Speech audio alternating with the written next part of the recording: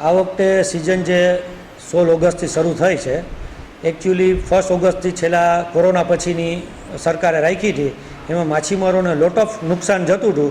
એટલે સમગ્ર ગુજરાતના માછીમારોએ 15 ઓગસ્ટ જે જૂની તારીખ હતી એ માંગણી કરતાં સરકારશ્રીએ એ મંજૂર કરી લઈ. એટલે આ વખતે 16 ઓગસ્ટથી વળી પાછી આપણી સિઝન શરૂ થઈ.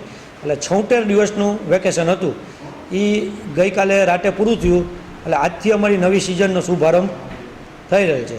એટલે તમામ બોટ માલિકો પોતાની બોટ કમ્પ્લીટ કરાવી ને ફિશિંગમાં અત્યારે કાઢી રહ્યા છે. અને એમ સમજો ને કે જે પોરબંદરની લગભગ નાની મોટી બોટો કરીને 4,500 જેટલી બોટો છે નાની મોટી, એ મેક્સિમમ જે પાણીમાં હતી એ લોકો 70% બોટો કમ્પ્લીટ કરીને રવાના અત્યારે એની ટોકન લઈ અને કરી રહ્યા છે, મોકલાવી રહ્યા છે. તો હું તમામ માછીમાર બોટ માલિકોને બોટ એસોસિએશન વતી હાર્દિક શુભેચ્છા આપું છું. અને દરિયાદેવ અને ભગવાન આપણી વારે આવે અને આવનારી સિઝન ખૂબ સારી જાય એવી બધાને શુભેચ્છા પાઠવું છું.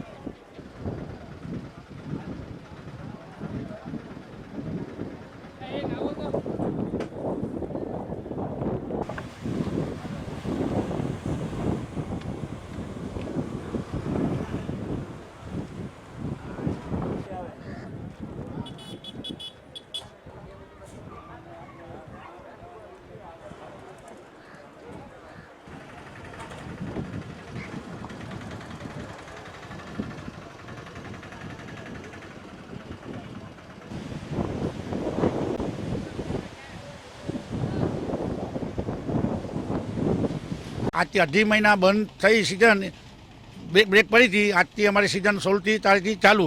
મારી 3 બોટો ફિશિંગમાં નીકળી ગઈ 16 તારીખ. ડીઝલ ભરાવ્યું, બ્રેક કમ્પ્લીટ કર્યું, તારે ફિશિંગમાં ગઈ, દરિયામાં ગઈ. માલ મળે કરલો હોય, બધી ભાઈઓ સૂકી રહી, બધી મળે તો બરાબર. એક બોટ ચાલુ કરો, તંદેલ ખલાસીના પગાર ડીઝલ ભરતા એક બોટમાં 12 લાખનો ખર્ચો થાય. મેં 3 બોટ મારી મોકલી ફિશિંગમાં. દરિયાના ધ્યાન રાખીએ. સરકારશ્રીને હાથ જોઈને વિનંતી છે કે ડીઝલમાં થોડુંક ભાવમાં કરે. 60 રૂપિયા એટલા તો અમારે જીવીએ એમ. મચ્છીનો ભાવ ઓછો જ છે, પણ જે ડીઝલનો ભાવ ઓછો કરી લે 60 રૂપિયા તો એકદમ હારામારું થઈ જાય. ત્યારે બધી ભાઈઓની બોટું ગઈશ ચાલુ જ છે, લીકરવાનું ચાલુ જ છે ફિશિંગમાં. એમ જેમ ભાડા આવતા જાય ડીઝલ બરફ લઈ લીકર વયા જાય. પણ સરકારને થોડુંક વિનંતી છે કે થોડુંક 60 રૂપિયા કરે તો આભાર બોટો તો રાહત થાય, માછીમાં જીવે. બાકી કેટલી બોટો બીજા ભાંગે ગરીબ માણસ.